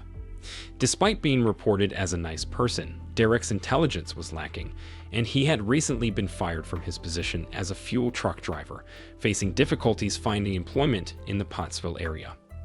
When I arrived home from work that evening, Teresa, Jerome, and Tristan rushed up to greet me as I pulled into the driveway. They bombarded me with excitement as I made my way to the front porch where Leona awaited. "What's all this about?" I asked with a smile. I thought the children should be with their father, and since he wouldn't come back to Pennsylvania, I decided to bring them here. I've already rented a place across the river in Marysville, Leona explained. Well, why don't we order some pizza and get settled in? I suggested, eager to make the transition smoother. For the next hour, the kids regaled me with tales of their cross-country trip, brimming with enthusiasm despite the long journey. Leona remained quiet, allowing them to chatter away. After dinner, I switched on the TV for the kids, watching as they slowly began to unwind. As Leona and I cleaned up after the impromptu meal, she spoke softly, her words laden with remorse. "Ben, I'm sorry for how everything unfolded. I had hoped Gerald could explain it to you, but it seems he didn't do a great job. The day after you found Derek and me together, I ended things with him. It was foolish of me to continue the relationship for as long as I did. I've known for years that our marriage meant more to me than my friendship with Derek. We were so intertwined for so long that it was difficult to sever those ties. I know it sounds nonsensical, but I don't know how else to explain it. I haven't seen Derek since that day at camp, and I have no intention of seeing him again. I hope you can understand that it's you whom I love and want to spend the rest of my life with. You're the father of my children, and I want you to help raise them." I don't know what to say, Leona. You've caught me by surprise. There are a lot of things I don't understand, and maybe I don't want to understand them right now. It's nice to see the kids again, and I hope I can help you with them. Right now, I don't feel comfortable enough to jump back into a relationship, but I'm open to working on it, I replied honestly. That's okay. I understand your reluctance. I have a restaurant job lined up that starts next week in Marysville. I'll be working evenings and weekends. I would appreciate it if you could watch the kids while I'm working until I can get something set up, Leona explained. That sounds good to me. Are you going to drop them off, or do you want me to pick them up? I asked. I'll drop them off here and pick them up after I'm done. I just hope it won't be too much of an imposition, she replied. The arrangement seemed to work out fine. On the first day, I discreetly took DNA mouth swabs from each of the children and immediately mailed them to Samuel. Teresa was opening up a little bit more than normal and seemed to be concerned about the relationship between Leona and me. I didn't want to get the kids involved in this mess, so I tried not to mention anything about the divorce. A letter arrived from Gerald, accompanied by a newspaper clipping and a brief note that simply said, FYI. The clipping featured a picture of Durek donning a soldier uniform, signaling the completion of his basic training and his imminent deployment to Bosnia for a 2-year assignment. Curious, I called Teresa over to inquire. "Do you know this man?" I asked, pointing to the picture. "Sure, that's Uncle Derek, but we're not supposed to talk to you about him," Teresa replied cautiously. "Do you see Uncle Derek a lot?" "We used to, but we couldn't tell you about it, or Mom would get mad," she explained. "Did you see him after I left?" "Yes." "Where?" "Mostly at Chuck E. Cheese or places like that. Mom and him would talk while we played games and stuff," Teresa recalled. "Did he ever stay at the house?" "Only once. It was a week before we left, the day before he went to join the army." "Tell me about it." "Okay, but I'm not supposed to. He came in a cab and told Mom he had enlisted. She cried a lot and hugged him. We watched TV while they talked. Mom was still crying when we went to bed, and he wasn't there in the middle of the night. The next morning, he left in a cab. Mom was still crying. That afternoon, she said we were going to California to see you. Please don't tell Mom I told you this, or she'll get mad at me," Teresa pleaded. "Did your mother cry when I left?" "No." Things were starting to make sense, but not in the way Gerald had likely hoped for. That newspaper clipping didn't bring the clarity or resolution I'd expected. I had hoped for a chance to reconcile with Leona, but now I wasn't so sure. Confronting her with the information I had was tempting, but I couldn't muster the courage. I couldn't bear the thought of arguing about fidelity with someone I loved. Teresa's honesty contradicted what Gerald and Leona had told me, and it was clear who was lying. I chose the coward's way out. Sitting in the Seattle airport, my phone rang. It was Teresa. "Dad, where are you?" "I'm in the Seattle airport, sweetheart." "When are you coming home?" "Not for about 10 months. I signed a contract for this job." "Mom's really mad at me for telling you about Uncle Derek. We're leaving for Reading as soon as she gets her final paycheck. I think she's mad at you too." "Teresa, I'm sorry if I got you in trouble. You did nothing wrong. Remember that." "I'm going to miss you. So will Jerome and Tristan. I'm sorry you had to leave, but I understand." "I love you, honey. Tell Jerome and Tristan I love them too." After Teresa hung up, I called Sangal. The DNA results were in. None of the kids were mine. Another lie from Gerald and Leona. The divorce would be final in 2 weeks. I promised Samuel I'd send support money as long as there were no further issues. Provo Bay might be freezing, but at least the wound in my back was healing. Thank you for watching this video to the end. If you liked it, please like it and subscribe to the channel. See you soon.